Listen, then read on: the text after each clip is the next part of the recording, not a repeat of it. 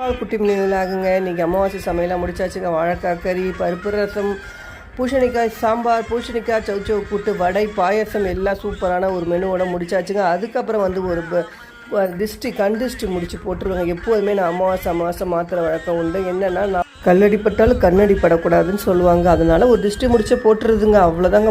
மாதம் மாற்றிடுவாங்க. உப்பு ஒரு முடிச்சு போட்டு வச்சுருவேன். நவதானியம் வச்சு வசம்பு பேர் சொல்லலான்னு சொல்லுவாங்க. ஜாதிக்காய் வச்சு அதில் ஒரு சோழியை வச்சு அதை போட்டு ஃபஸ்ட்டு முதல் கடவுள் கணபதிக்கு வச்சுட்டு அப்புறம் குலதெய்வத்தை வச்சுட்டு மகாலட்சுமிகிட்ட வச்சுட்டு சாம்பிராணி போட்டுருங்க. ஞாயிற்றுக்கிழமை அமாவாசைங்கனால ஒரு சாம்பிராணி போட்டுட்டு அந்த முடிச்சுக்கும் சாம்பிராணி போட்டு வேப்பிலை, நான் அதாவது அதில் ஏலக்காய், மஞ்சப்பொடி எல்லாம் போட்டு அந்த தண்ணி தீர்த்தம் வச்சுருக்கேன் அம்மனுக்கு. அதுக்கப்புறம் வடை பாயசம் வச்சு நைவேத்தியம் பண்ணிட்டு முன்னோர்களுக்கு முதல்ல நைவேத்தியம் பண்ணிவிட்டு அதுக்கப்புறம் தாங்க நம்ம காக்காய்க்கு போட்டு சாப்பிடணும்.